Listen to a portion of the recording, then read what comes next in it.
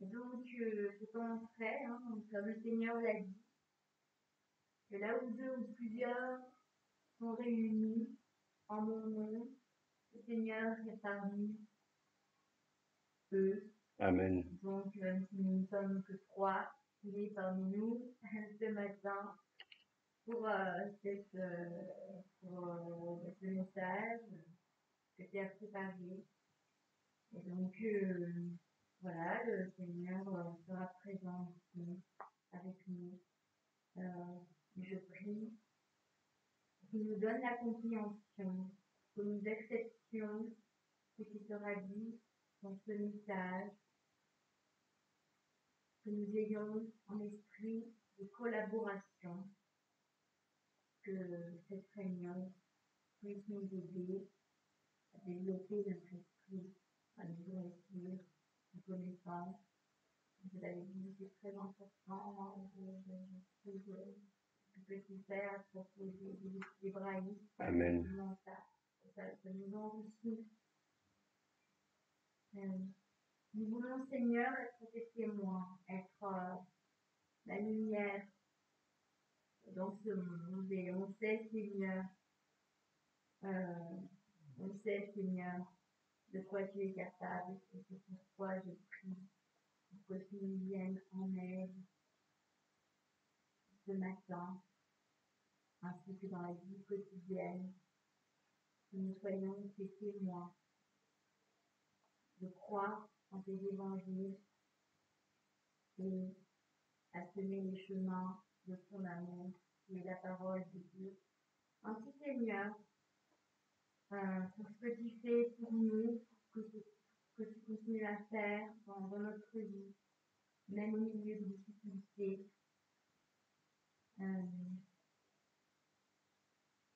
Et voilà, j'espère que cette étude fera germer dans notre esprit l'engagement que nous devons mettre à partager ta parole. Voilà. Amen. Amen. Amen. Ben, je ne sais pas, en partageant la paracha que nous avons partagée vendredi, j'avais vraiment très à cœur de, je sais pas, en fait, on va presque un peu rester sur, donc pas la Genèse, pardon. Nous allons presque rester en fait sur Lévitique, le chapitre premier. Donc Lévitique, le chapitre premier, les versets 1 à 4.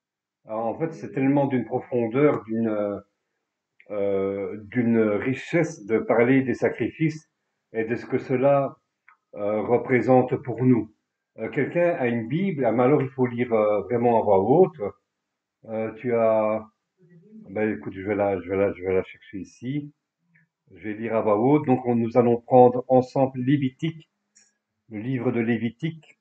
Donc c'est Vaïkra, donc en hébreu, vous voyez l'image là. Donc Vaïkra, ça veut dire il appela.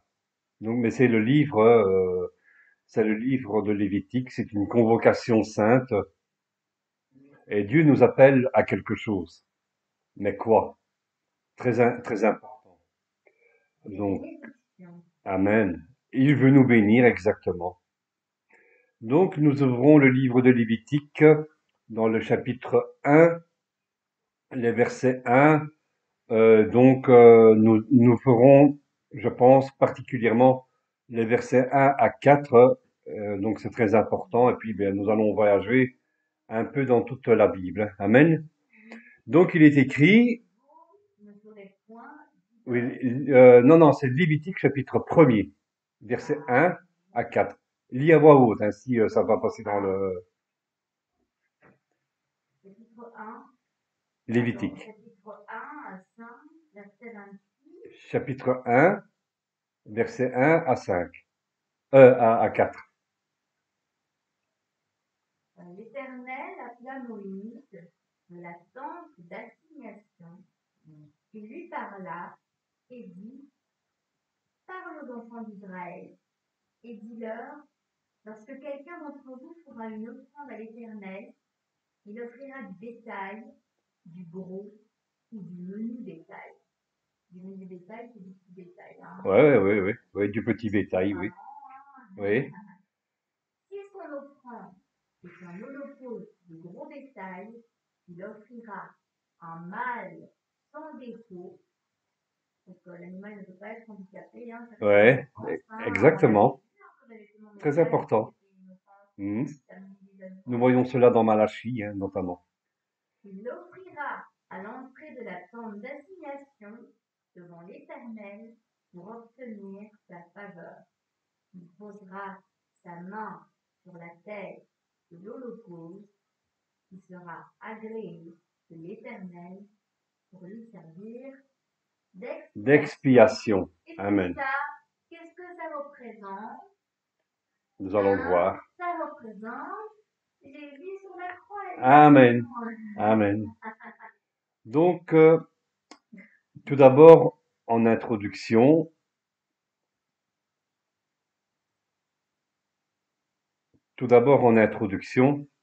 euh, le livre de Lévitique, c'est un livre qui est peut-être moi-même, hein, quand j'étais plus jeune, on se demande qu'est-ce que fait ce livre dans la Bible. En fait, voilà, c'est un livre c'est un livre qui parle beaucoup de sacrifices, d'animaux, de tout ce que tu veux, du sang, hein, et donc on se demande qu'est-ce que fait ce livre dans la Bible, et pourtant ça. Donc en fait, ce que le livre de Lévitique veut nous enseigner, il y a une importance vraiment capitale. Hein. Et par exemple, pour moi, quand tout le monde parlait au complot, tout le monde criait au complot quand il y a eu la période de la Covid-19, hein, eh bien, le livre de Lévitique, ça m'a apporté une réponse. Donc, voyez-vous, plusieurs même jusqu'à même dans nos assemblées criaient au complot, mais ils ont oublié d'aller regarder le livre de Lévitique parce que vous savez que dans nos lois, nos gouvernements appliquent des lois bibliques encore. Amen. C'est pour ça que notamment euh, l'apôtre Paul, dans le chapitre 13 aux Romains, eh bien, il va nous recommander d'être soumis aux autorités et même encore de même prier pour eux parce qu'en fait, c'est Dieu qui dirige c'est Dieu qui dirige les autorités. Nous retrouvons des lois bibliques dans nos lois à nous. Amen. Et donc, quand plusieurs criaient au complot, ben, il suffit d'aller nous plonger dans la parole de Dieu et vous allez méditez le livre de Lévitique et vous comprendrez qu'en cas de peste, puisque la peste, une peste, donc la Covid-19 c'est une peste, eh bien qu'en cas de peste, eh bien les gens qui étaient malades devaient être mis à part, devaient être mis à l'écart du peuple pour pas euh, pour pas contaminer les autres. Un exemple, hein, ce n'est pas quelque chose que j'ai mis ici dans le cours. Un exemple, euh, euh, l'Europe a été frappée notamment de la peste noire qui avait ravagé pratiquement la moitié de l'Europe. Et notamment en Italie, ben, les gens ils se demandaient mais pourquoi dans la communauté juive il y a moins de victimes que nous, il y a moins de morts que nous. Et donc, euh, et donc, on avait supposé, oui, ben, en fait, ben, s'il y a moins de morts chez eux, ben, c'est parce que c'est donc les Juifs ont empoisonné nos puits. Hein. Donc, on a accusé les Juifs d'avoir, et il y a eu des persécutions, de tout ce que vous voulez. On a accusé les Juifs d'avoir empoisonné les puits, d'accord? Mais donc, il y a un docteur qui a voulu aller vérifier de plus près. Et qu'est-ce qu'il s'est passé? Ben, ils ont vu qu'ils mettaient en pratique le livre de Lévitique. Les malades, donc ceux qui étaient atteints de la peste, ils étaient mis à part des autres. Donc on faisait des séparations jusqu'à peut-être la guérison de la personne ou bien alors voilà. Mais il y avait des mesures sanitaires. Et donc qu'on le veuille ou non, quand tout le monde criait au complot, le Seigneur m'a dirigé vers le livre de Lévitique. Non, ce n'est pas un complot, les pestes, ça arrive. Et en plus, bon, que la terre que la Terre devient de plus en plus nombreuse, on est presque 8 milliards, et donc un jour on va être presque entassés les uns sur les autres, hein, donc les maladies, les bactéries, ça circule plus vite, et donc voilà. Et donc les mesures sanitaires euh, sont totalement bibliques. Il fallait aller vérifier ce que Dieu en pensait, ce que Elohim en pensait.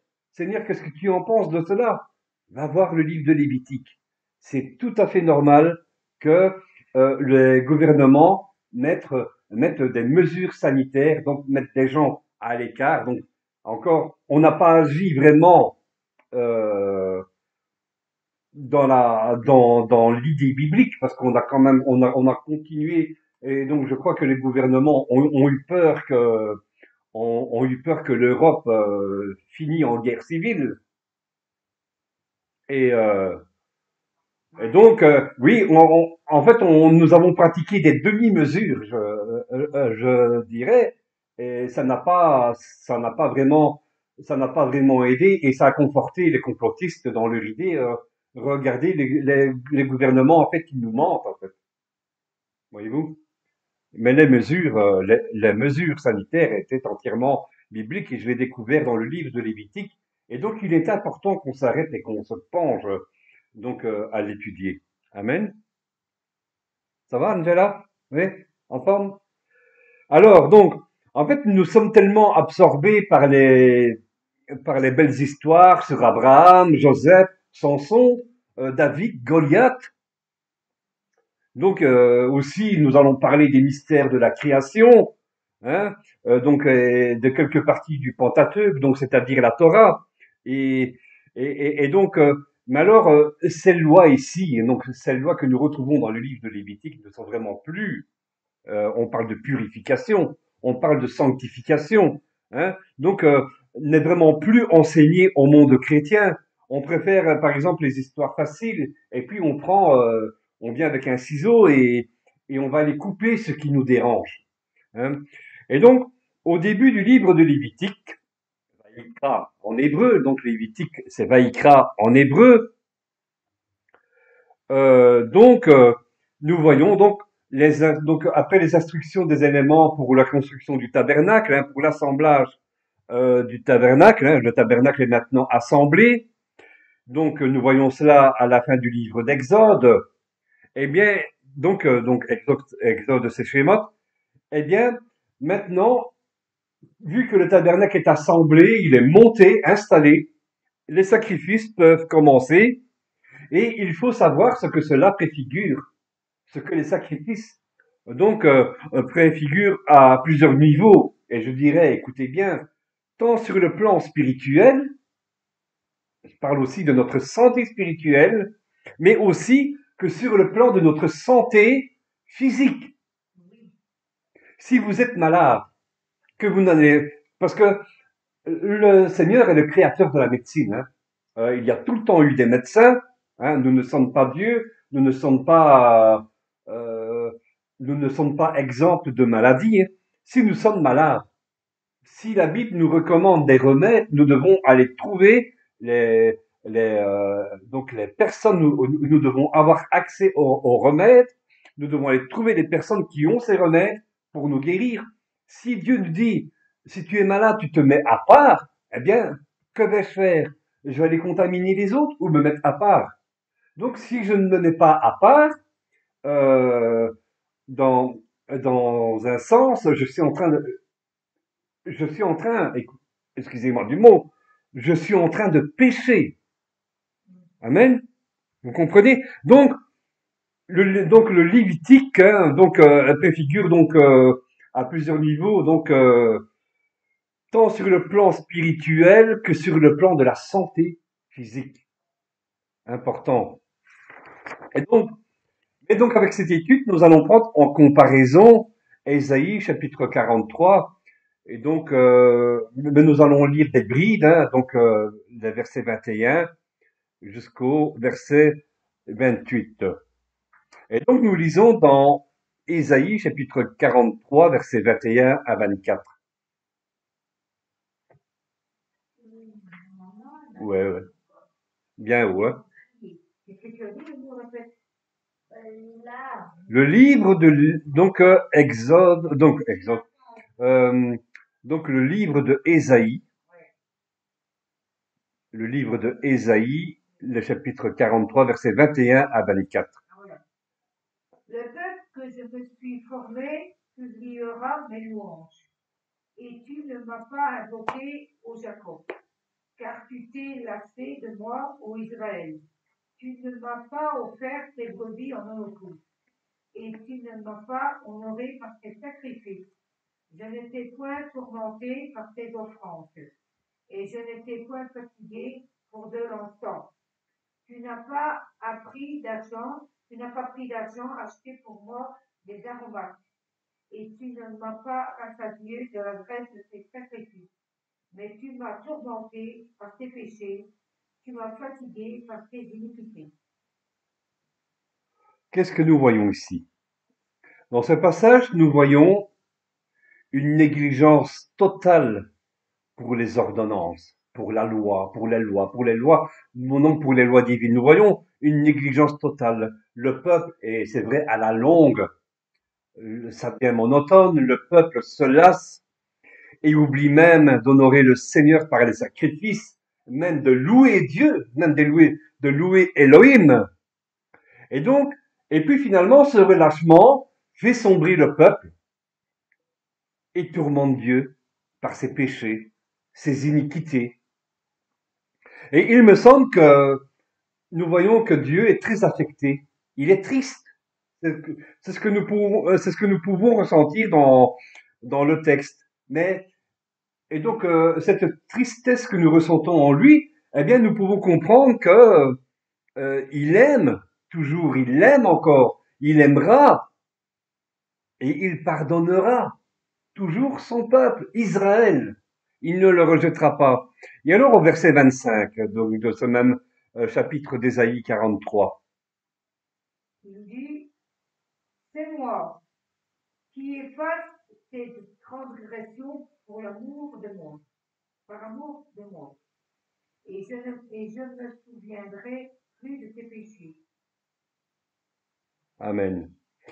Et donc aussi dans ce chapitre d'Ésaïe, eh bien, le Seigneur nous invite et nous appelle à réveiller sa mémoire. Important. Il nous appelle à réveiller sa mémoire. Imaginons qu'il appelle une nouvelle génération à se lever et à plaider pour justifier ce que nos pères ont fait. D'accord? Donc, nos pères ont transgressé la loi. Ils se sont rebellés contre Dieu. Aussi, hein, donc il est écrit que Dieu a livré Jacob, il a livré Israël. Donc à cause des péchés, à cause de l'iniquité, à cause de l'oubli, à cause de la négligence, il l'a livré à la destruction et à l'outrage. Mais Dieu appelle une génération donc à réveiller sa mémoire et il effacera cette transgression, dit-il, pour l'amour pour moi.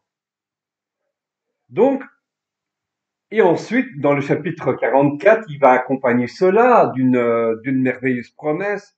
Donc, ce qui arrivera, et croyez-le, cela vaut tout autant pour nous, donc disciples de Yeshua, donc de Jésus, qui négligeons parfois notre amour pour Dieu. Donc, Ésaïe 44, hein, Ésaïe chapitre 44, le verset 3 et 5, dit ceci. Car je répandrai des eaux sur le sol altéré, et des ruisseaux sur la terre desséchée. Je répandrai mon esprit sur ta race, et ma bénédiction sur tes rejetons. Ils pousseront comme au milieu de l'herbe, comme les saules près des courants d'eau. Celui-ci dira, je suis à l'Éternel. Celui-là se réclamera du nom de Jacob. Cet autre écrira de sa main au Éternel et prononcera avec amour le nom d'Israël. Celui qui revient à Dieu, il était dans un désert, une terre desséchée. Je répandrai des eaux sur son sol altéré, etc., etc. Mais quand je dis que Oui. parfois nous négligeons notre amour pour Dieu, ça peut être des mots durs, mais c'est la vérité. Quelle est la place de Dieu parfois dans ma vie, dans mes activités, là, pendant la semaine? Quelle est la place de Dieu pour moi? Où est sa place dans ma maison? Où est sa place dans ce que je fais? D'accord? Donc, écoutez ce que Jean dit dans son épître, hein. Donc, 1 Jean, donc dans 1 Jean, c'est avant l'Apocalypse, 1 Jean, chapitre 2, les versets 4 et 5. Celui qui dit je l'ai connu et qui ne garde pas ses commandements est un menteur, et la vérité n'est point en lui. Mais celui qui garde sa parole, l'amour de Dieu est véritablement parfait en lui. Par là, nous savons que nous sommes en lui. Réveille mon souvenir, hein, n'est-ce pas? C'est-à-dire que le Seigneur nous dit, réveille mon amour pour toi. Réveille mon amour pour toi, et quand bien même tu es devenu une terre desséchée, je répandrai des eaux sur ton sol asséché, je répandrai mon esprit, je répandrai mon onction, je répandrai ma bénédiction. Elle sera même, donc ma bénédiction, mon onction sera même sur tes rejetons, sur tes descendants, si tu gardes mes ordonnances. Amen. Arrêtons de nous raconter des histoires et, euh, revenons vraiment à nos racines. Shemot, Exode. C'était, euh, C'était donc la présentation du tabernacle, hein. Donc on préparait la présentation du tabernacle. Et Vaïkra, c'est un appel au sacrifice. Certes, pour nous, nous n'avons plus à offrir des victimes expiatoires, hein. Nous n'avons plus à aller avec des animaux au temple. D'ailleurs, le temple n'existe plus. Et même de construire un tabernacle ou d'aller à l'église avec un animal pour le sacrifier, pour le pardon de nos péchés. Ça, non. Le Christ est l'agneau final, hein. C'est lui qui est désormais le sacrifice expiatoire. Nous n'avons plus à sacrifier. Donc chaque jour, il est cloué sur la croix pour nous. Amen. Il est donc, il est le sacrifice expiatoire, Yeshua HaMashiach. Et donc, et nous, que sommes-nous? Nous sommes, en quelque sorte, hein, par nos louanges, nous sommes un sacrifice de bonne odeur, comme le dit Paul, donc au livre de Romains, donc chapitre 12, versets 1 à 2. Je vous exhorte donc, frères, par les compassions de Dieu, à offrir vos corps comme un sacrifice vivant, saint, agréable à Dieu, ce qui sera de votre part un culte raisonnable. Ne vous conformez pas au siècle présent, mais soyez transformés par le renouvellement de l'intelligence, afin que vous discerniez quelle est la volonté de Dieu, ce qui est bon, agréable et parfait. Et le psaume 50 va confirmer, 50 verset 1, va confirmer la convocation. En fait, c'est une convocation qui n'est pas seulement que pour Israël, hein. Donc les ordonnances divines, les lois divines ne sont pas seulement que pour Israël, mais pour la terre entière. Donc le psaume 50 verset 1. Dieu l'Éternel parle et convoque la terre, depuis le soleil levant jusqu'au soleil couchant. Donc de l'est à l'ouest, du nord au sud, le Seigneur, l'Éternel convoque. Et donc, c'est justement ce que nous dit aussi le psaume 50, versets 7 à 15, mais nous lisons les versets 14 et 15. Offrez pour sacrifice à Dieu des actions de grâce, et accomplis tes vœux envers les Très-Hauts. Et invoque-moi au jour de la détresse, je te délivrerai et tu me glorifieras. Dans nos comportements, nous manquons, hélas, bien souvent de gratitude envers notre Seigneur. envers notre Créateur. Bien que nous fréquentons une assemblée, bien que nous allons sur le banc d'une église chaque dimanche, ce n'est pas ça qui va nous faire aller au ciel, hein, n'est-ce pas? Et donc, quand nous rentrons chez nous, notre vie reste la même, hein. Euh, j'ai tout le temps un pied dans le monde, un pied dans l'église. Nous ne devons pas être partagés, le Seigneur nous veut tout entier. Amen. Donc, nous vivons toujours comme si nous étions dans le monde de notre ancienne vie, en fait. Concrètement, qu'est-ce que Yeshua, hein, qu'est-ce qui a été modifié par la nouvelle alliance du sang de Yeshua, donc de Jésus? Certains diront, oh, écoute, frère, ce que tu nous dis là, ce que tu reprends là dans le livre de Lévitique, c'était l'ancienne alliance, hein. Oui, nous n'avons plus, aujourd'hui à faire des sacrifices, etc. Hein, c'était l'ancienne alliance. Oui, en ce qui concerne les sacrifices, oui. Hein, ce n'est peut-être pas trop intéressant. Jésus a pris la place des animaux sur le bois, sur la croix, d'accord? Donc, le tabernacle dans le désert et le temple à Jérusalem préfiguraient le sacrifice de Yeshua, mais jamais l'abolition de la loi, jamais les lois restent. Jésus est là, Jésus est la Torah, il est la parole accomplie sur la croix. Amen. Si nous n'en avons plus à faire de tels sacrifices d'animaux, cela ne justifie pas, comme le dit Paul, que tout est permis.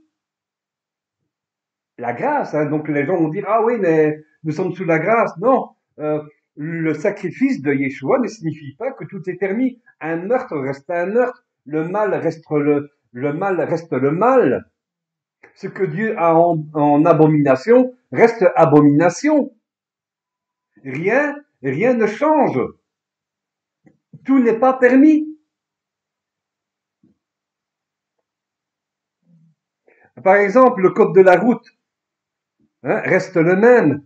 Si aujourd'hui le feu qui est donc le feu qui est au rouge demain, donc le feu au rouge me dit que je ne peux pas traverser le carrefour, d'accord? Et donc je m'arrêterai au feu rouge, même même s'il va y avoir une modification, s'il va y avoir des modifications dans le code de la route, le rouge va toujours rester rouge. Et si je traverse le carrefour au feu rouge, gare à moi, mais pas seulement, je vais mettre ma vie en danger, mais je vais mettre la vie des autres en danger. Hein, vous comprenez? Donc, par exemple, dans le chapitre 2, nous lisons, dans le verset 2 de Lévitique, nous lisons, parle aux enfants d'Israël et dis-leur, lorsque quelqu'un d'entre vous fera une offrande à l'Éternel, il offrira du gros ou du menu bétail. En hébreu, pour le mot bétail, eh bien, nous le lisons Berama. Donc, cela signifie, donc, bétail, mais surtout, ce que nous retenons, c'est aussi le mot, dans la signification du mot Béama, ça signifie animal. Et, en fait, ce que le Seigneur veut que l'on sacrifie, que nous abandonnions. Le pire de l'homme, c'est que parfois, et regardez la guerre en Ukraine, c'est que parfois l'homme, tout autant civilisé qu'il est, et moi je le dis souvent, les animaux quand ils attaquent une proie, ils ont encore plus de respect que nous les hommes quand nous confrontons, quand nous attaquons un ennemi. D'accord? Le pire de l'homme, c'est d'agir comme un animal sauvage. Regardons l'Holocauste, Hitler, c'est vrai. Et donc, Dieu nous invite à sacrifier l'animalité qui est en nous pour grandir en humanité. L'animal, lui, va agir par instinct. Il n'a pas la conscience, il n'a pas, on peut pas dire vraiment qu'il a une conscience, hein. Donc il ne peut pas contrôler son instinct. Si son instinct dit qu'il doit attaquer sa proie, il va attaquer sa proie. Mais donc, au contraire de l'homme, Par exemple, Dieu avait exhorté Caïn à dominer sur sa colère, parce qu'il avait vu, il avait vu son côté meurtrier. Il pouvait dominer sur sa colère. Il pouvait dominer sur ses idées sur ses pensées, sur ses idées de meurtre. Mais un animal n'a pas cet instinct-là. Donc, oui, on a toujours en nous ce côté animal, et je vous dirais, chaque jour, nous devons le, le sacrifier. Amen. Le psaume 50, verset 23 termine.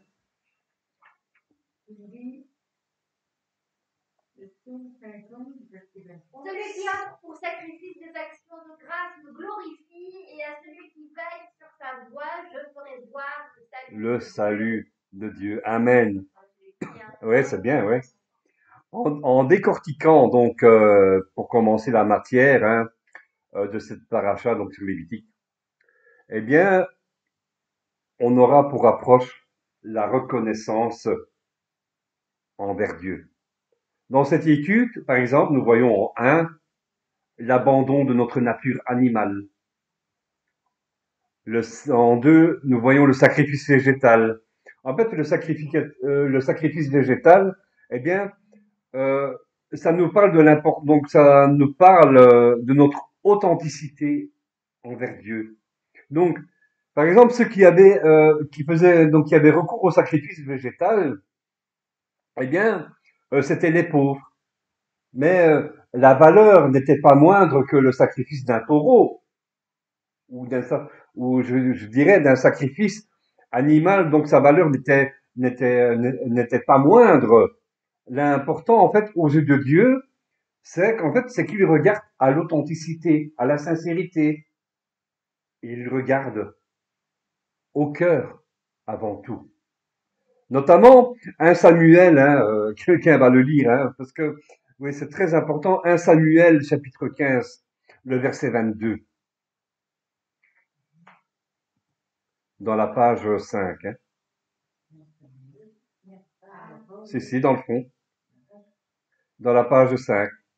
Nous verrons dans. Trouve-t-il du plaisir dans les holocaustes et les sacrifices, comme dans l'obéissance à la voix de l'Éternel? Oui, voilà. Voici l'obéissance vaut mieux que les sacrifices, et l'observation de sa parole vaut mieux que la graisse des béliers. Amen. Et donc ensuite, en 3, nous avons les sacrifices d'action de grâce, qui est notre reconnaissance, envers Dieu. Et en fait, ce sacrifice d'action de grâce se terminait par un repas. Donc c'était quelque chose de réjouissant. Et c'est là que quand le Lévite se présentait devant la porte, eh bien, il doit toujours y avoir de trop. Hein. Et donc on devait faire entrer le Lévite. Il venait manger à table avec nous. Et imaginez en fait ce que représente ce Lévite qui passe à la porte. Jésus il dit que, tu vois, il se présente à la porte, hein, le Père et lui, il frappe à la porte, celui qui ouvre, hein, eh bien, il entrera, il viendra souper avec nous. Amen. Et ensuite, nous avons la procédure des sacrifices pour le pardon tant des péchés volontaires et involontaires. Donc ici, maintenant, nous sommes à la page 6, hein, nous allons décortiquer, donc presque verset par verset. Et donc, nous allons lire les versets donc de Lévitique, chapitre 1, verset 1. Donc, on va les relire 1 à 2. L'Éternel appela Moïse de la tente d'assignation et lui parla et dit: Parle aux enfants d'Israël et dis-leur: lorsque quelqu'un d'entre vous fera une offrande à l'Éternel, il offrira du bétail, du gros ou du menu bétail. Amen.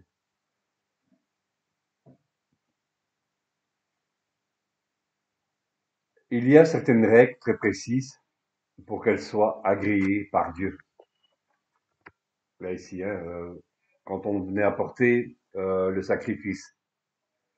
Mais au-delà du sacrifice expiatoire, le Seigneur attend quelque chose de plus personnel de notre part. Au verset 1, nous lisons: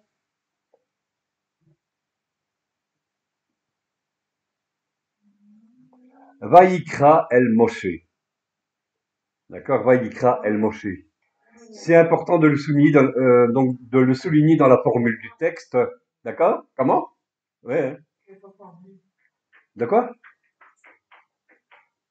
J'ai pas compris. Je ne l'ai pas fait en bleu.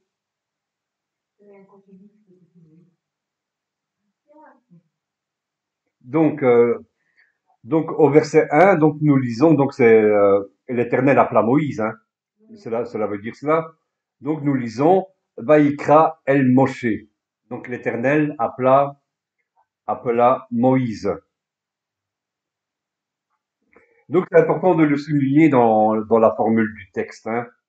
Ici en fait, hein, donc nous voyons elle, hein, donc vous voyez les lettres hébreux, donc que j'ai mis en rouge, qui veut dire elle, et donc c'est Dieu qui appelle. Donc le Aleph, ça peut représenter le père, le prince, d'accord. C'est Dieu en fait qui appelle Moïse. En fait, c'est lui qui a organisé la rencontre. C'est une rencontre planifiée, et donc il y a une manifestation intentionnelle de la part de Dieu envers Moïse. Elle n'est pas accidentelle. C'est une rencontre intentionnelle. C'est une rencontre voulue. Pourquoi? Ben parce que il veut transmettre quelque chose à Moïse que Moïse doit transmettre au peuple. Amen. Et donc, Vaïkra donc se termine par un petit aleph, hein, donc par un petit aleph. Et donc, la lettre est plus petite que les autres. Et donc, c'est parce que, en fait, pourquoi donc Moïse a minimisé cette lettre? Donc, il l'a fait plus petite que les autres lettres. Eh bien, un commentaire dit que la tradition, la tradition assimile une réaction de Dieu à l'égard de Moïse, qui serait donc une marque d'affection, oui, une marque d'affection. Et aussi dans l'Aleph, donc on va retrouver la notion, euh, on va retrouver, si nous l'étudions, on va en venir au nombre de 26. Donc on va retrouver la notion de Yud Erae, la notion du père, du prince, d'accord. Et donc ici, nous voyons en fait que c'est le père qui appelle son fils. Nous sommes ses enfants et c'est le père qui appelle son fils. Et donc nous pouvons ressentir aussi dans ce qu'a fait là ici Moïse, donc l'humilité de Moïse. Il y a un commentaire donc dans le Talmud va laisser supposer que Moïse en fait n'ose pas ou ne veut pas mettre son nom à lui au-dessus, je vais dire au devant de Dieu. Dieu doit rester plus haut que donc Dieu doit rester plus haut que lui. Et donc Moïse n'aurait pas voulu, donc c'est ce que le Talmud dit, Moïse n'aurait pas voulu se mesurer à Dieu et a donc écrit la lettre Aleph en plus petit. Quand on lit Vaïkra El Moshe, en fait, il s'agit d'un appel spécifique vers Moïse. Et donc, on va retrouver cet appel envers Moïse 3 fois dans la parole de Dieu, en Exode chapitre 3 verset 4, où Dieu appelle Moïse. Hein. Dieu appelle Moïse, là, quand il se présente au buisson ardent. Nous le voyons dans Exode chapitre 19 verset 3, où Dieu appelle Moïse à recevoir la Torah, donc à recevoir sa parole quand il est sur le mont Sinaï.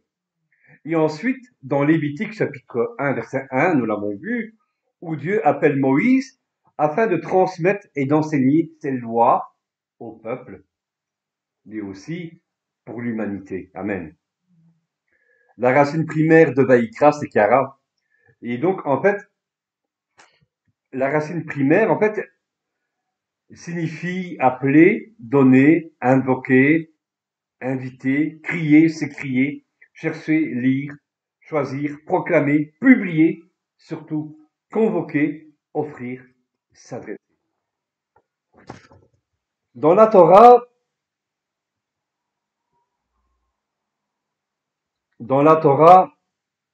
on peut retrouver ces deux textes où il est écrit que Dieu vint à la rencontre de Balaam. Mais en fait, on va retrouver le terme Kara, on va entendre Kara, mais il y a une différence par rapport à celui de Moïse. Et donc, ce Kara que nous voyons pour Balaam, eh bien, il signifie qu'il était présent donc par hasard, donc il n'y avait pas d'arrangement. Et donc, dans la forme, Dieu s'adresse à Abraham, tandis que pour Moïse, eh bien, Kara signifie donc en fait que Dieu convoque, euh, convoque Moïse. Et donc là, c'était une intention planifiée. Mais tandis que pour Balaam, eh bien, Balaam, c'était un devin. Il avait été appelé par le roi Balak. Et Balak avait payé les services du devin Balaam pour, euh, pour invoquer Dieu. Donc, il invoquait Dieu pour, euh, pour que Dieu maudisse son peuple. Et donc, Balaam est en chemin, il est sur son âne. Et donc, Dieu va aller à la rencontre de Balaam pour l'empêcher de continuer sa route. Donc là, ici, c'est donc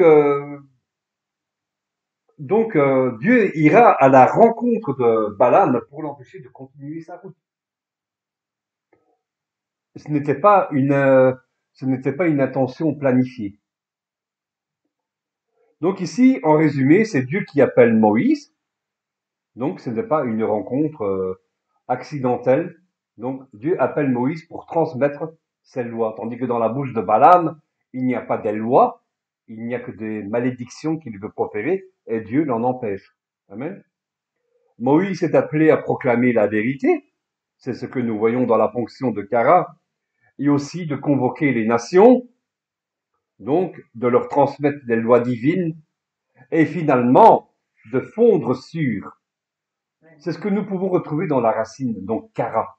Donc, quand Dieu appelle Kara, Vaikra, Kara. D'accord? Donc, on va retrouver dans la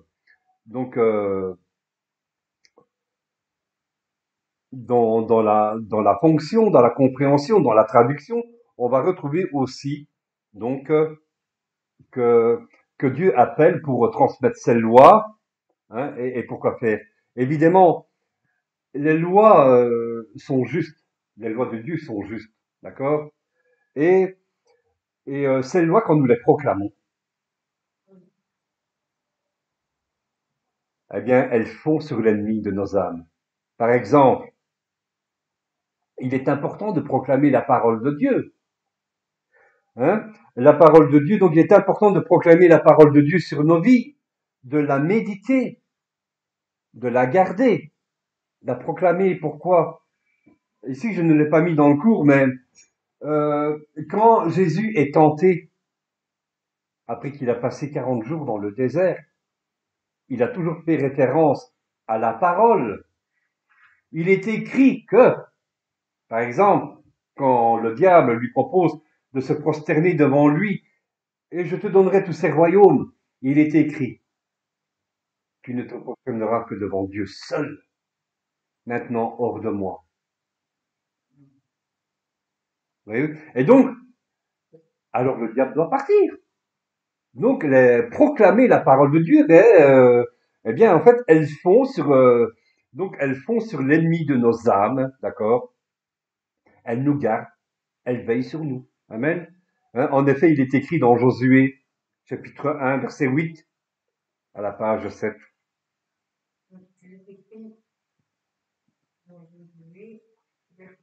Que ce livre de la loi ne s'éloigne point de ta bouche, médite-le jour et nuit pour agir fidèlement selon tout ce qui est écrit.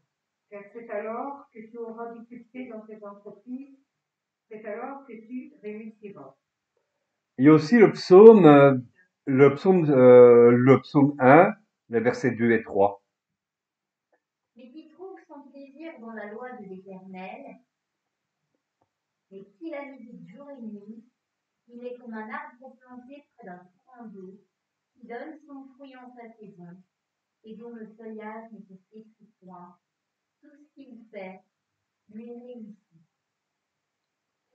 Voyez-vous, proclamer la parole de Dieu, la méditer, la garder près de nous, ce que ça produit comme effet, de publier, de proclamer ces lois.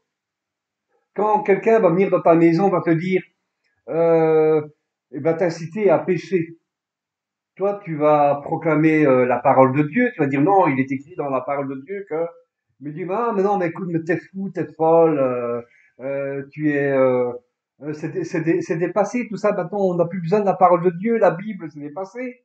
Non, moi, j'obéirai à la parole de Dieu. Oh, ben reste dans ton coin, tu es fou, tu es folle. Oui, la parole de Dieu est une folie, hein, pour. Oui.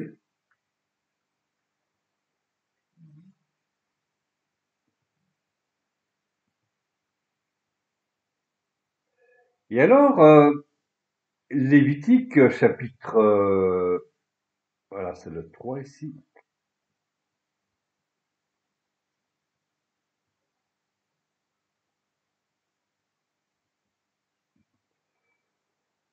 Donc, Lévitique, chapitre 1, verset 2, hein, donc, nous lisons, par exemple, hein, donc nous lisons, il offrira.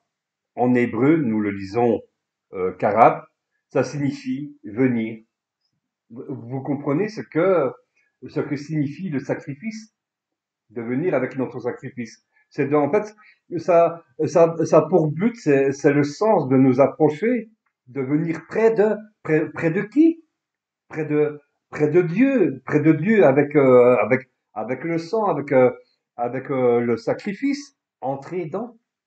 Amen. Dieu nous invite à nous approcher de lui, et quand il nous appelle, eh bien, nous offrons dans cette rencontre, en fait, ce que nous offrons nous aujourd'hui, ce n'est pas un sacrifice animal. Ce que nous offrons nous aujourd'hui, c'est un sacrifice de louange. Comme nous le lisons dans le livre d'Hébreux, dans le Nouveau Testament, donc, donc un peu avant l'Apocalypse, dans le livre d'Hébreux, le chapitre 13, verset 5.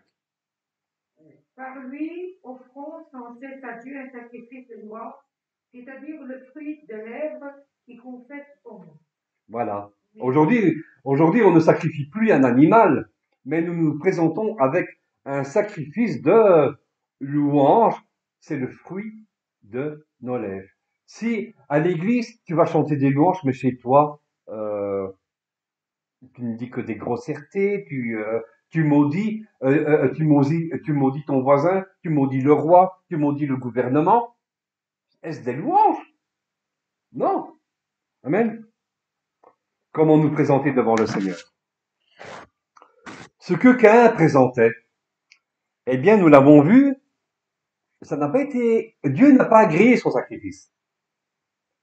C'était un sacrifice végétal. Donc, un sacrifice végétal, c'était le fruit de la terre. Il était cultivateur, hein. Donc, il ne l'a pas agréé parce que Abel, lui, il a présenté un agneau et Caïn des offrandes végétales. Donc, son sacrifice, son offrande n'était pas moindre que celui de Abel, mais le problème qu'il y avait dans le cœur de Caïn, nous le verrons plus tard. Dieu cherche en fait une attitude plus profonde que nous pouvons lire dans le psaume 51, verset 19. Voilà. Il nous dit, les sacrifices qui sont agréables à Dieu, c'est un esprit brisé. C'est un esprit brisé. C'est un esprit que Caïn n'avait pas. Tout à fait. Vous comprendrez. Et ce que l'apôtre Paul nous confirmera plus tard dans Romains chapitre 12, verset 1. Il nous dit, je vous exhorte donc, Oui, vas-y, lis frères, fort. je vous exhorte donc, frères, par les compassions de Dieu, à offrir vos corps comme un sacrifice vivant, saint, agréable à Dieu, ce qui sera de votre part un culte raisonnable. Donc en fait, nous pouvons imaginer que la pensée, quand nous approchons devant Dieu, eh ben, nous sommes à nu. En fait, euh, nous venons devant lui avec un esprit brisé. Je m'abandonne totalement. Tu vois, je suis un vase. Ben je m'abandonne totalement à lui, et c'est lui qui va prendre les morceaux et qui va nous reconstruire. Voilà comment je vais me présenter devant Dieu. Et donc, cette première partie donc de Lévitique, chapitre 1, a pour approche la reconnaissance envers Dieu, et la fin du verset 2, donc dit, il offrira du bétail, donc du gros, du menu bétail. Le mot en hébreu pour bétail, c'est béhamat, qui signifie bête, bétail, mais surtout animal. Donc ce côté animal que nous devons sacrifier. Donc ce mot animal, hein, que je vais vous faire remarquer. Et donc, le pire de l'homme, c'est d'agir comme un animal sauvage, hein. Donc, Dieu nous invite à sacrifier l'animalité qui est en nous pour grandir, et donc, en humanité. Mais donc, Caïn, voilà, je reviens sur lui. Caïn, Caïn n'a pas su briser ce côté, donc ce côté animal, ce côté meurtrier. Donc, son instinct meurtrier, il ne l'a pas brisé. D'accord? Quand un animal a une proie devant lui, eh bien la proie a plus de chances d'y échapper. Donc il ne peut dominer, donc l'animal ne peut dominer sur son instinct, mais l'homme, lui, il peut, il peut au contraire dominer dessus. Et donc nous lisons dans Genèse chapitre 4 versets 6 à 7. Et l'Éternel dit à Caïn, pourquoi es-tu irrité et pourquoi ton visage est-il abattu? Certainement, si tu as du bien, tu relèveras ton visage, et si tu as du mal, le péché se pousse à la porte, et ses désirs se portent vers toi. Mais toi, domine sur lui. Donc l'homme peut dominer au contraire, euh, de l'animal.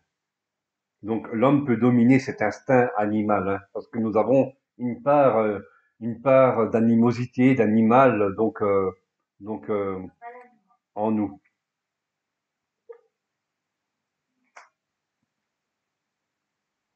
Alors ensuite, nous allons rester sur ce verset 2.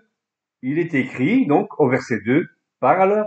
Aux enfants d'Israël, et dis-leur, lorsque quelqu'un d'entre vous fera une offrande à l'Éternel, il offrira du bétail, du gros ou du menu bétail.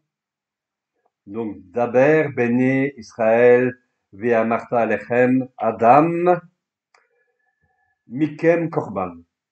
Donc moi j'ai souligné donc Béné Israël en rouge, et j'ai souligné Adam donc en rouge.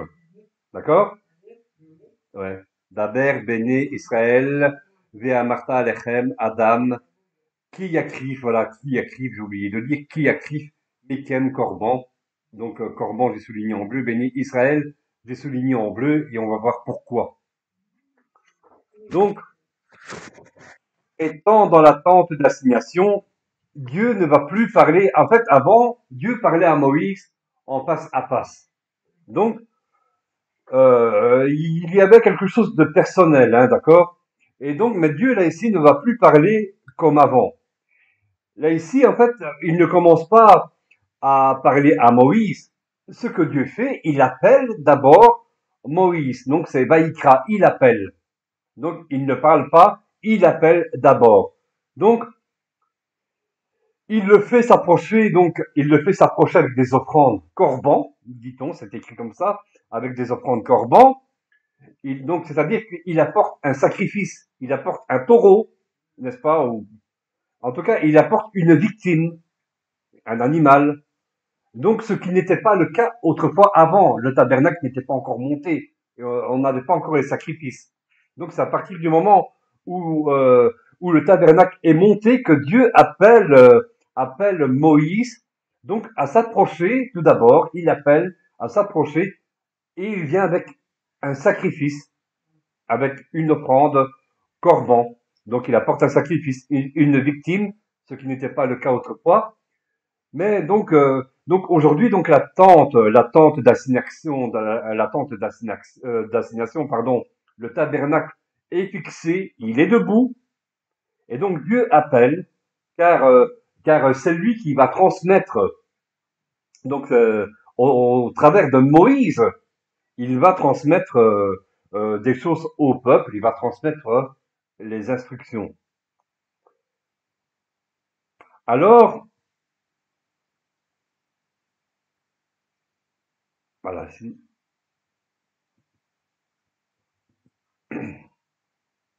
alors donc Dieu dit à Moïse que pour s'approcher de lui, eh bien, nous devons en fait être à nu devant lui. Nous devons être, imaginez, dépouillés de tout. C'est-à-dire, hein, donc, ce qu'il attend de nous, c'est en fait, donc dans la lecture, dans dans la lecture, donc Corban, d'accord. Ce que Dieu attend de nous, c'est donc Adam, notamment. Ce que Dieu attend de nous, c'est un être de chair. Adam, un homme, un humain. C'est un être de chair et de sang. Adam, donc Adam, dam en hébreu, c'est le sang. Donc il attend un être de chair et de sang devant lui. Il attend un homme devant lui. Il attend un homme à nu devant lui, qui se présente à nu, dépouillé défait de ses vêtements, défait de ses anciens vêtements. Un homme dépouillé, à nu. Donc Adam, un homme, un homme de chair et de sang. Et donc, il ne fait pas, en fait, dans le terme né, hein, né Israël, en fait, le terme signifie que Dieu ne s'adresse pas seulement qu'au peuple d'Israël, mais il s'adresse dans la traduction à tous les humains. Donc, sans distinction de peuple, de culture ou que sais-je, il s'adresse à tous les humains, à tous. Dieu s'adresse à tous les humains. On sait que, on sait que quand les Hébreux sont sortis d'Égypte, eh bien, il y a des Hébreux qui avaient des servantes avec eux, des nourrices, etc. Et donc imaginons qu'il y avait des Égyptiens qui sont partis avec eux, donc qui ont franchi la mer Rouge, et qui sont partis dans le désert avec eux et pour aller plus tard dans Canaan. Donc, il y avait donc des étrangers parmi le peuple, donc parmi les Hébreux. Donc, il y avait certainement des Égyptiens ou des étrangers. Et donc, Ésaïe donc écrit, et désolé, je n'ai pas mis la référence, mais c'est dans le chapitre 56, verset 6, si je me souviens bien. Donc, dans Ésaïe, il est écrit, et les étrangers, Oui. et les étrangers, à la page 9, Oui. et les étrangers qui s'attacheront à l'Éternel pour le servir. On parle d'étrangers, d'accord? C'est ça, en fait, l'ethnie Israël, hein. Les étrangers. Donc, en fait, Dieu s'adresse à tout un peuple, à tous les humains. Et les étrangers qui s'attacheront à l'Éternel pour le servir, pour aimer le nom de l'Éternel, pour être ses serviteurs, tous ceux qui garderont le sabbat pour ne point le profaner et qui préserveront et qui persévéreront dans mon alliance. Les offrandes de Corban englobaient donc autant les offrandes animales que végétales. Donc c'est tout d'abord les offrandes de Corban, tout d'abord un sacrifice de reconnaissance.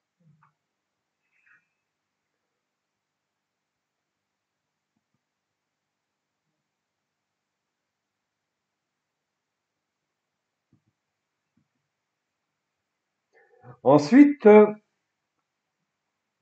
je ne vais pas le mettre là maintenant.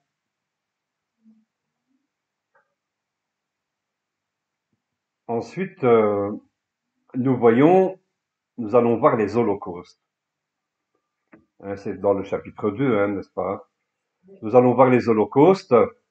Holocauste, c'est Ola en hébreu, qui veut dire faire, hein, iniquité, monter. Ce mot vient de Allah aussi, pas, je n'ai pas dit Allah, je veux dire Allah, d'accord? C'est pas Allah, c'est pas Allah, le Allah des musulmans, c'est Allah. Donc, qui signifie s'élever, monter, remonter, offrir, quitter, couvrir, revenir, le lever, aurore, marcher, s'élancer, emmener. Et donc, en fait, cet holocauste que nous présentons devant Dieu, euh, c'est une façon que quand nous l'apportons, eh bien, c'est une façon pour nous de monter vers Dieu, de nous approcher de lui. Mais aujourd'hui, ces sacrifices, ce n'est pas un sacrifice animal, un sacrifice végétal que nous présentons devant lui. Ce sont, comme nous l'avons lu, ce sont ces sacrifices, donc dans Romains chapitre 12 verset 1, ces sacrifices aujourd'hui, ce sont nos prières, ce sont nos louanges qui sont adressées à Dieu. Amen. On continue, nous allons avoir bientôt fini. Donc, celui qui offrait, par exemple, du gros bétail, le gros bétail, c'est un taureau, le menu bétail, c'est les brebis, c'est les agneaux, hein, Lisa, tu l'as souligné tout à l'heure. Celui qui offrait du gros bétail, donc un taureau, eh bien, devait être un mâle, un mâle, un mâle, sans défaut. Et donc, un mâle, en hébreu, hein, donc nous le lisons Zachar Tamin, Zachar, c'est mâle, Zachar, c'est mâle, eh bien, euh, en fait, ça se dit homme dans l'hébreu. Ça se dit homme, mais aussi fils. Donc, un mâle, offrira un mâle, un fils. Ça se dit donc homme ou fils. Donc, c'est Zachar. Et aussi, la racine parle, donc, Zachar, ça parle de souvenir, de mémoire. Et je vous ai dit tout à l'heure que le Seigneur nous appelle à réveiller sa mémoire pour l'amour de moi. J'effacerai tes transgressions. J'effacerai, donc dans Ésaïe 43, hein, que nous avons lu tout à l'heure.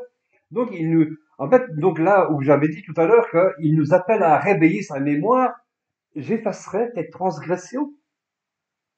Donc à plaider, j'effacerai. Donc le sang plaide pour nous, hein. Donc et j'effacerai tes transgressions. Donc Zachar signifie aussi donc souvenir, mais aussi mémoire. Réveille ma mémoire, dit le Seigneur, que nous avons lu tout à l'heure.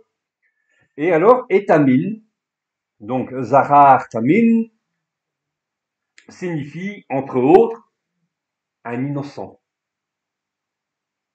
Et c'est le sang d'un innocent qui a été versé sur la croix. Nous nous souvenons de ce qu'avait dit Pilate. Quand il cherchait donc à ce que Jésus se défende, mais il ne s'est jamais défendu. Mais finalement, le peuple réclamait Jésus sur la croix et que le criminel soit délivré.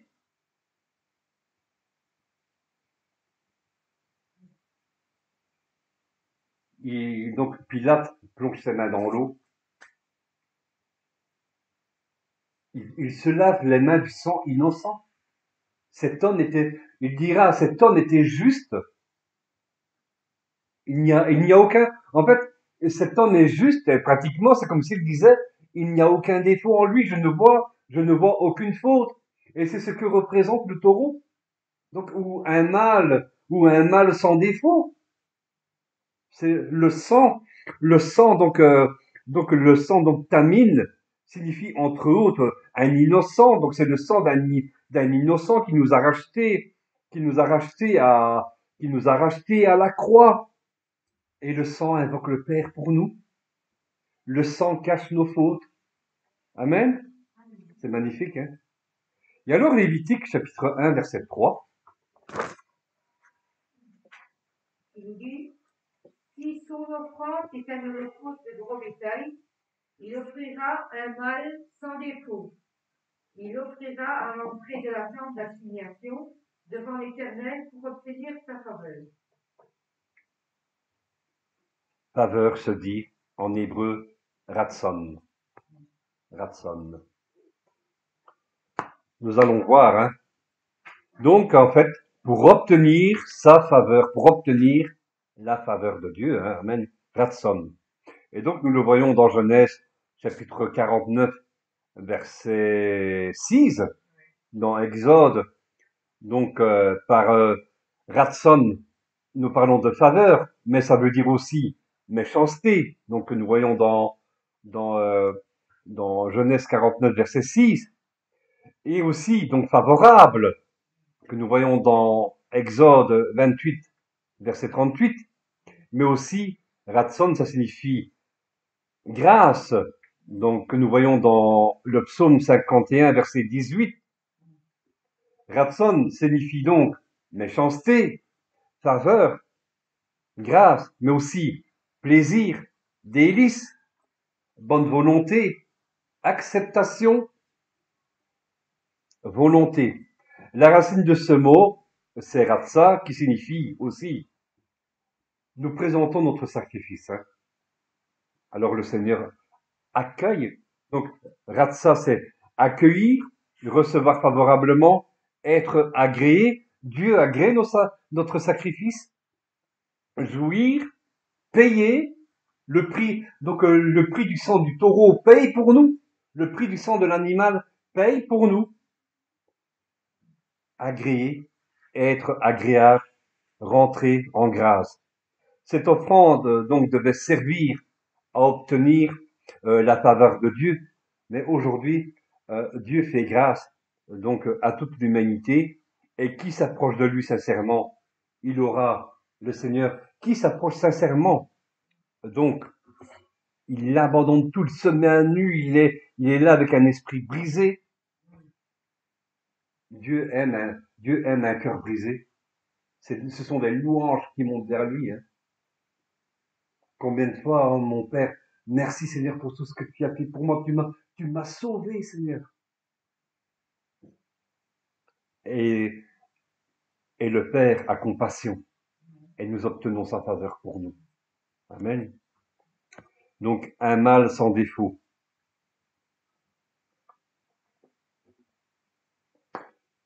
Un mâle sans défaut. C'est un reproche que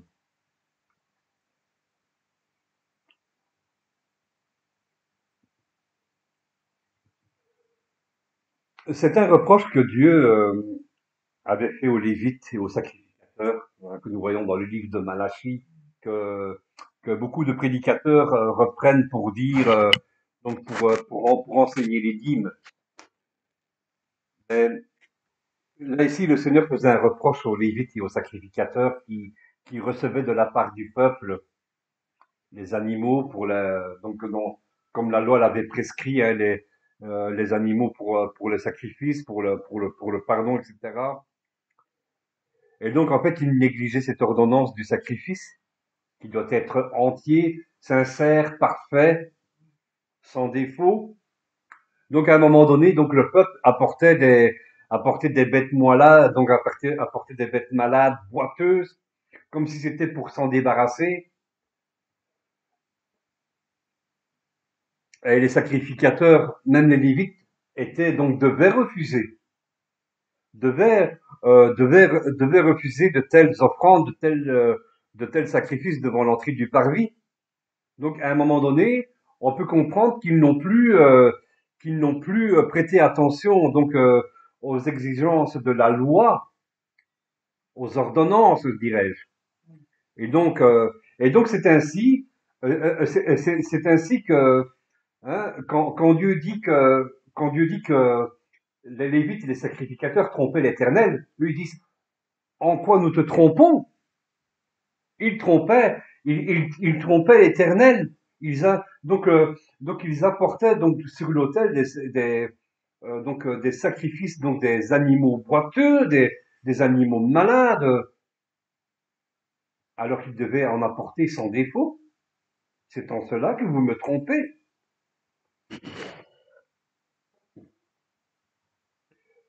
Nous voyons donc trois types d'offrandes donc dans ce chapitre.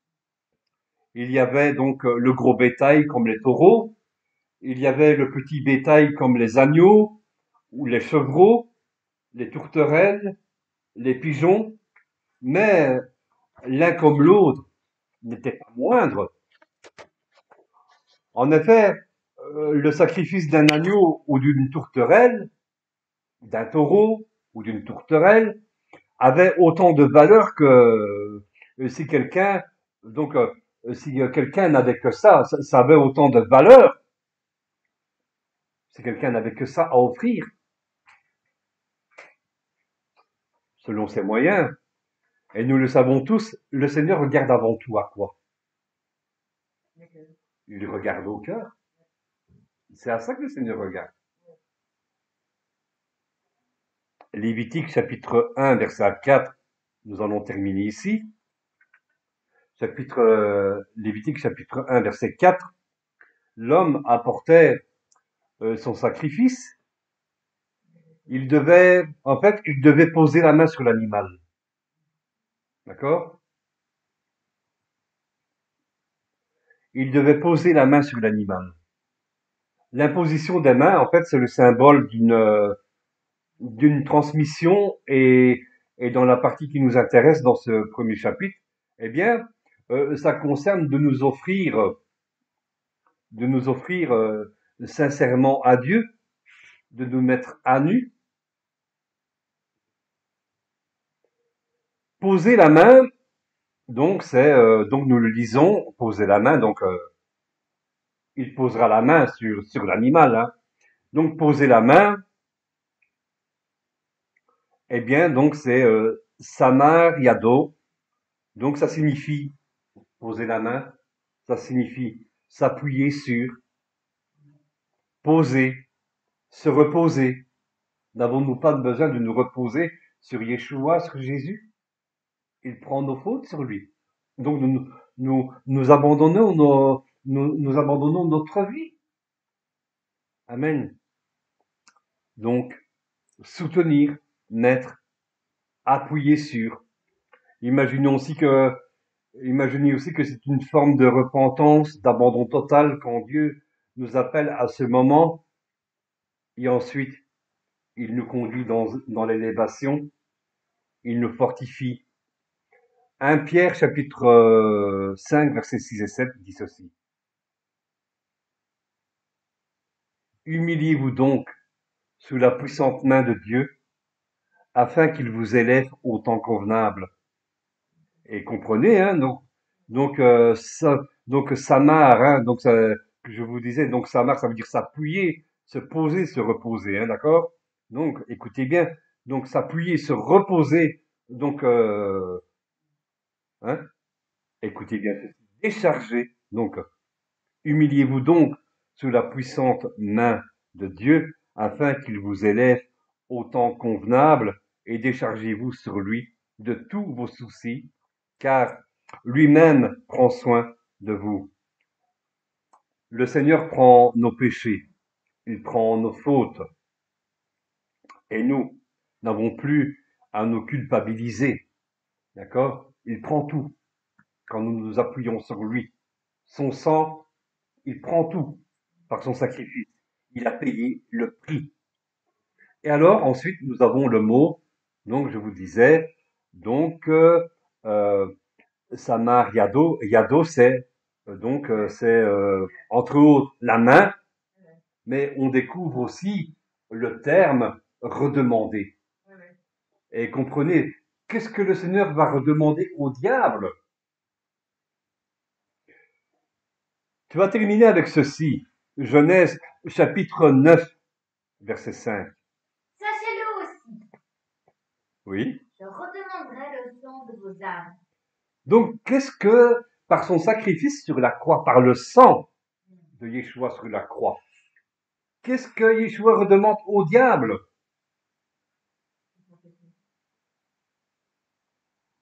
Nos âmes. Oh, nos âmes. Donc, en fait,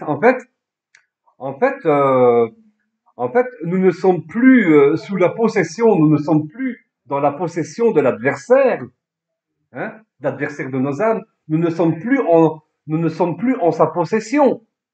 Yeshua a payé, Jésus a payé le prix. Vous comprenez? Il a payé, donc le Messie a redemandé le prix de notre sang. Donc le sang, c'est d'âme, hein, Adam. Donc il a payé le prix de notre sang par sa mort sur la croix. Il a payé, il a redemandé le prix de nos âmes.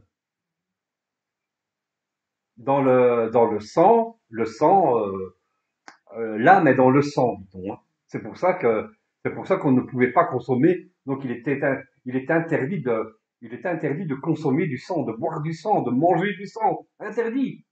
Parce que l'âme est dans. Et donc, le Messie a redemandé le prix de notre sang, le prix de nos âmes. Il a payé.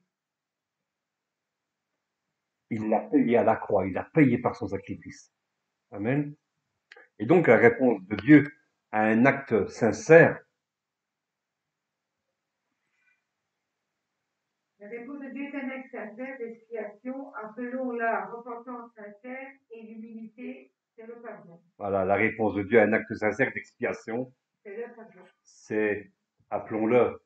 Ouais. Tout d'abord, quand quelqu'un enlève son manteau, se met à nu, donc il abandonne, il se dépouille de son ancienne vie.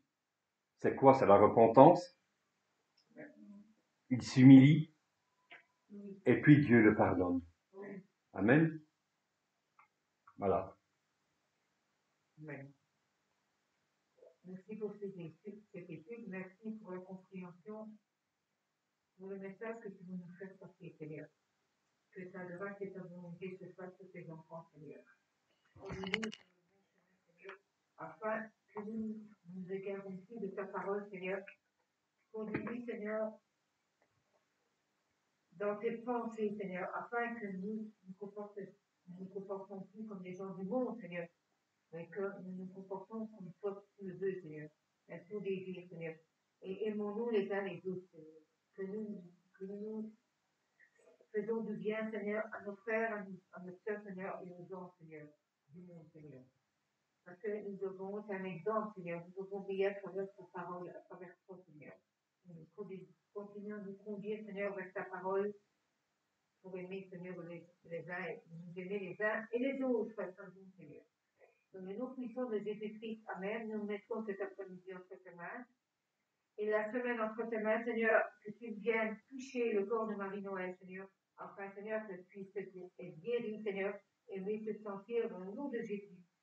Je prie aussi pour Jacqueline, Seigneur, elle m'a demandé de prier pour elle, Seigneur. Toi, Seigneur, ça fait 2 ans, Seigneur, cela cette chose, Seigneur. Et je te demande vraiment de mettre ta main sur elle, Seigneur, afin que ça parte dans le nom de Jésus, Seigneur. Voilà, Seigneur, viens nous révéler, Seigneur, pourquoi. Seigneur, et comment, Seigneur, elle doit aussi s'en débarrasser, Seigneur, dans le nom de Jésus, Seigneur. Parce que tu connais, Seigneur, tout de nous, Seigneur, on ne peut rien te cacher. Alors, je te remets tout ça entre tes mains, je te remets les entre tes mains, Seigneur, ta guérison aussi, je te remets nos mains entre tes mains, Seigneur. Je te remets notre famille entre tes mains, Seigneur, nos voisins entre tes mains, parce que ma prière, c'est toujours qu'un jour, ils prient de nous, Seigneur. Parce que, Seigneur, tu connais, Seigneur, le moment, Seigneur, où ils auront vraiment besoin de toi, Seigneur. Moi, je te le remets entre tes mains. On fait ça, espoir, Seigneur, qu'un jour, ils prieront les genoux, Seigneur, avec tous les événements, Seigneur, qu'on voit à la télévision et tout ce qui se passe. Nous autres, Seigneur, nous avons confiance en toi, Seigneur. Donc, nous savons en quoi nous attendre, mais les gens, Seigneur, qui ne te connaissent pas, Seigneur, auront des peurs, des inquiétudes et tout cela. Nous voulons remettre entre tes mains toutes ces personnes, Seigneur, aussi qui souffrent dans ce monde, Seigneur, et qui cherchent des réponses. Toi, c'est la solution, Seigneur, à leur réponse, Seigneur. Donc, comme j'ai parlé hier dans l'assemblée, Seigneur, de Ben Yeshua, Viens, Seigneur, réconforter les cœurs, Seigneur. Et vraiment, prie, Seigneur, qui s'attache plus à toi, qui se rapproche plus de toi, Seigneur.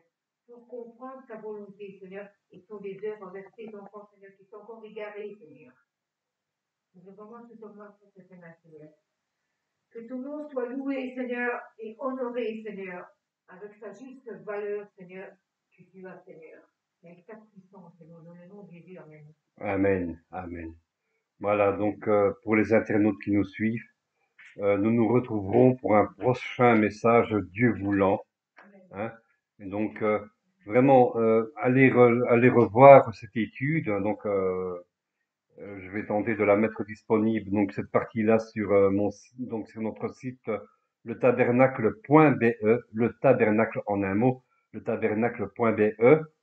Et donc aussi cette vidéo se retrouvera donc sur YouTube et sur les différents réseaux sociaux. Que notre Seigneur Yeshua vous bénisse tous. Shalom, shalom, et qu'il vous garde. Shavuot Tov. Amen.